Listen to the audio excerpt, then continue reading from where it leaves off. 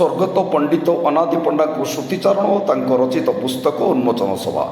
ବାଲିଆପଳ block ଅନ୍ତର୍ଗତ ନୂଆଗାଁ ପଞ୍ଚାୟତ କାଉମାରୀ ଗ୍ରାମରେ ସ୍ୱର୍ଗତ ଅନାଦି କୁମାର ପଣ୍ଡାଙ୍କ ସ୍ମୃତିଚାରଣ ସଭା ଗୁରୁବାର ସନ୍ଧ୍ୟାରେ ତାଙ୍କ ବାସଭବନରେ ଅନୁଷ୍ଠିତ ହୋଇଯାଇଛି।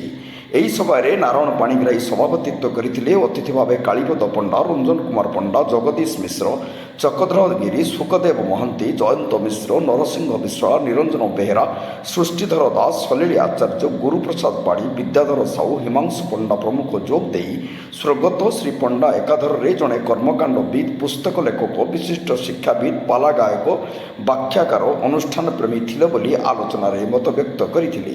ନଳିନୀକାନ୍ତ ପାଢ଼ୀ ସଭାଟିକୁ ପରିଚାଳନା କରିଥିଲେ। ଏହି ଅବସରରେ ତାଙ୍କର ଲିଖିତ ଦୁଇ ପୁସ୍ତକ ସୁବର୍ଣ୍ଣଶ୍ରୀ ପ୍ରକାଶନ ଦ୍ୱାରା ଆଦି ଶଙ୍କରାଚାର୍ଯ୍ୟକୃତ ମୋହମୁଦ୍ଗର ଏବଂ ଋତୁ ବିଚିତ୍ରା ପୁସ୍ତକ ଅତିଥିମାନଙ୍କ ଦ୍ୱାରା ଉନ୍ମୋଚିତ ହୋଇଯାଇଥିଲା। ବହୁ ମାନ୍ୟଗଣ୍ୟ ବ୍ୟକ୍ତି ଓ ତାଙ୍କର ବହୁ ଛାତ୍ରଛାତ୍ରୀମାନେ ଶ୍ରଦ୍ଧାସୁମନ ଅର୍ପଣ କରିଥିଲେ।